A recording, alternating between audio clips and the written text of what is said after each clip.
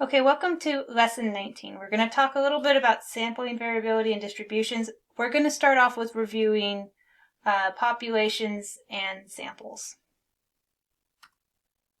So here's just an infographic. So if I were to have a large population, I could take multiple samples from this population. So this blue circle, I have my blue sample. This pink circle, I have another sample.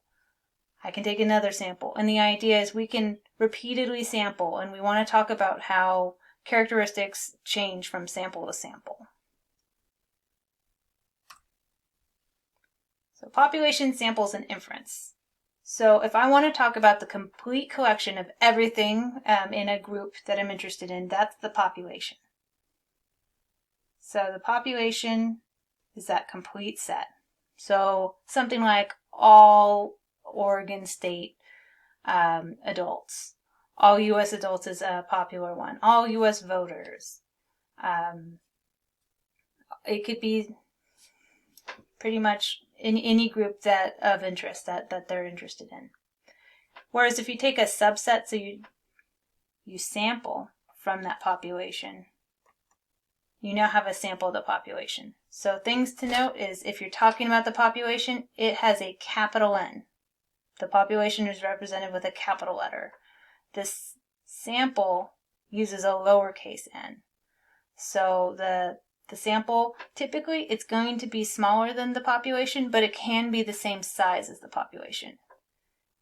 If your sample size is equal to your population size, we call this a census. It's a special scenario. And then here, statistics or statistical inference is the process of using known sampled information to form a conclusion about unknown population characteristics.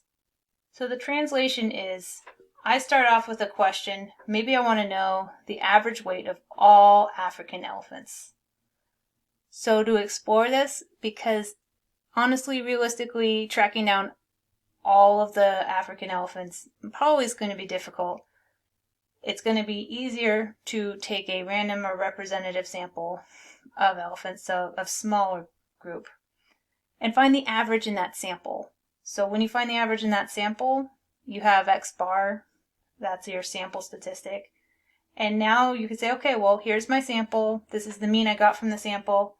And I can use it to make a statement about mu, the mean weight for the entire population.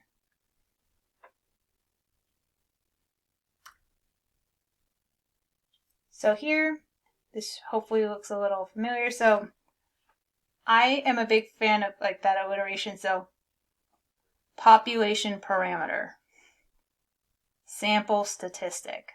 They both start with the same letter as each other. So if I'm talking about the population, the characteristic I'm talking about is called a parameter. So this could be the mean. This could be a proportion. It could be a lot of things. We're going to pretty much stick to mean or proportion in this class. Whereas if we have the mean or proportion from a sample, this is going to be called a statistic. So a statistic is specifically from the sample. So it could be your sample mean or your sample standard deviation. Most of the time, we aren't lucky enough to actually know the value of the parameter because we would actually have to have data on the entire population. So a lot of the times we use sample statistics to help us estimate it. So like for example, we don't know the true rate of the true proportion of all U.S. adults that have COVID, but we might try to estimate it using sample data. So just some notation here. This is just kind of a generic, that Greek letter theta. That's what this is right here. It's a generic population parameter. It's not any specific parameter. These three we're much more likely to be using. So the letter P is a population proportion. This is mu. with a subscript x, and you might see it without the x as well. That's the mean of the population. And then sigma of x, that's the standard deviation of the population. Versus if I go over here, the generic like theta hat. In general, if you see a hat is going to be a sample statistic. A hat means it was calculated using sample information. So then p hat, that's my proportion from a sample. X bar, so that's my sample mean.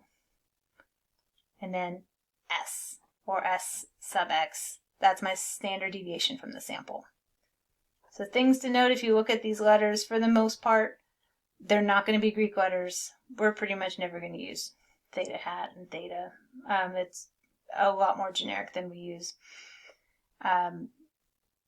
So if you see hats or bars, your automatic thinking should be, okay, this is most likely to be a sample statistic. Versus if you see Greek letters, much more likely that you're dealing with a population parameter. So here's an example. We have an SAT critical reading score for all the students who took it in a recent year. And we know that the mean for all of the student reading scores has an average of 496 and a standard deviation of 115. So then we go ahead, we have a study, they randomly select 100 students that are considered gifted. And I'm not sure what designates them as gifted. And they go ahead and for those 100 scores, they are from the same year. Those 100 gifted students had an average of 531 and a standard deviation of 90. So, which values are the parameters and which are the statistics? This is a great place to pause, give it a try, and then I'll reveal the answer. Okay, so when we're asking which values are the parameters, so we want to know what has to do with the population. If you look here, we know the mean of all students is 496. So this is a mean, so that's mu, and 496. And a standard deviation of 115. So it's going to be sigma of x. There you go. And there really aren't units. I mean, you could, I don't think, put points. Scores are a little funky sometimes. The giveaway that they were especially talking about a population, a lot of the times you'll see the word all. The word all usually is indicating, hey, I'm dealing with a population here. So then, which are statistics? So anything that came from a sample. So they told us, hey, our sample, I'm just going to put our sample size is 100. And from that, we got an average of 531. So an average for the sample is an x bar equal to 531. And a standard deviation from the sample, so that's S.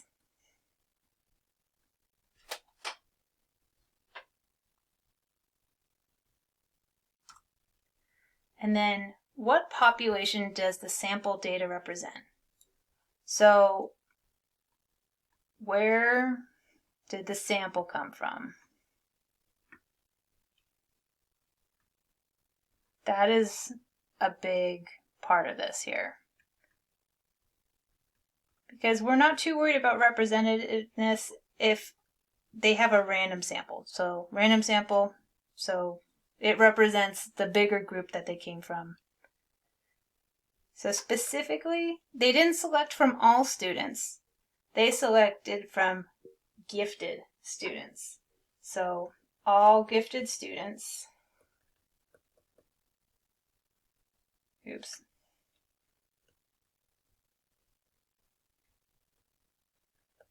that took the SAT that year.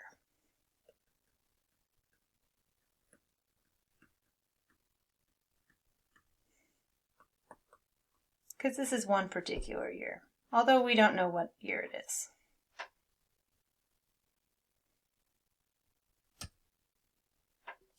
Here's another example. This one involves fish. So we have a researcher, they really want to know some information about the weight of a particular species of fish in a particular lake. So they take a random sample of 689 fish. Don't ask me how. I don't know how you do that. A sample yields an average of 6.3 kilograms and a standard deviation of 2.9 kilograms.